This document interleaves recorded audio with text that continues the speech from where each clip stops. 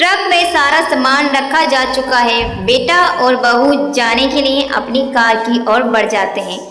बेटा कार उनके पैर को छू कर चालक की सीट पर बैठ जाता है। माता पिता उसके सर पर हाथ रखकर भरी मन से विदा करते हैं। बहू हाथ जोड़कर अपने पति के बगल में बैठ जाती है।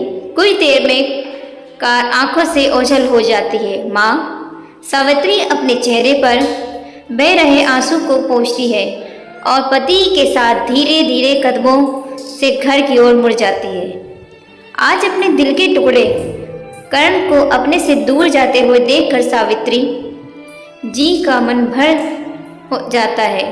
इतने बड़े घर में अब वे दो ही शरीर रह गए हैं, सावित्री जी और उनके पति हरमन जी। उनकी आत्मा, उनकी जान, उनका लाल, उनका बेटा करण उनसे दूर चला गया है। अपने और अपने पति के लिए चाय बनाकर वे एक चाय का कप पति को देती हैं। हरमन जी का चेहरा जैसे कुछ पलों में मुरझा गया है। ऐसा लगता है वह गहरी सोच में है। क्या सोच रहे हो? सावित्री जी पूछती हैं। एक आह भरकर हरमन जी कहते हैं, क्या सोचा था? क्या हो गया? हमने कितने लाड प्यार से बेटे को पाला है, उसकी हर इच्छा पूरी की। सोचा था कि जब वह बड़ा हो जाएगा तो हमारी बुढ़ापे का सहारा बनेगा, पर क्या पता था कि नीति को कुछ और ही मंजूर है। तुम्हें कितना चाव था कि करण बड़ा होगा तो उसकी शादी होगी, बहू घर में आएगी और बच्चों की किलकारियां और शोर से घर के दरवाजे गूंज उठेंगे।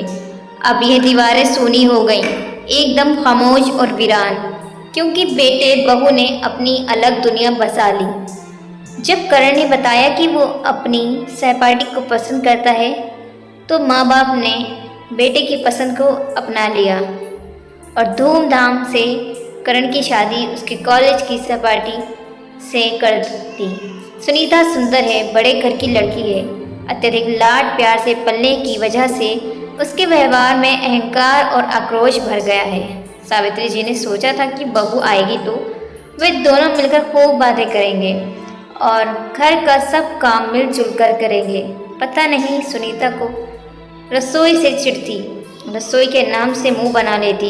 सावित्री का हाथ तो क्या बटाती, उसका गीला तौलिया तक तो कर्ण सूखने को डालता है। सुनीता को ना रसोई का घर के काम में रुचि है, उसे तो क्लब और होटल में अपनी सहेलियों के साथ ताश खेलने का शौक है।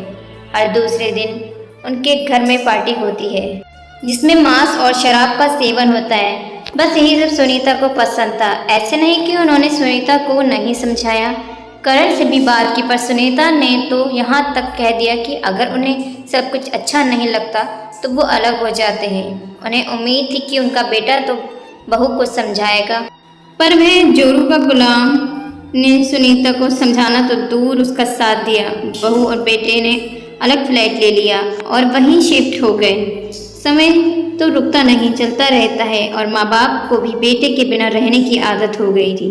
सुनीता ने कुछ समय बाद एक प्यारी सी बेटी को जन्म दिया। अपनी पोती को देखने गए तो हैरानी हुई कि पोती को आया ने अपनी गोद में लिया है और शीशी से दूध पिला रही है। सावित्री जी का मन तो हुआ कि कहे, बहू कम से कम अपनी बेटी को तो अपनी गोद में लेकर उसे अपना दूध पिलाया करो, उसको माँ होने का एहसास तो दिलाओ।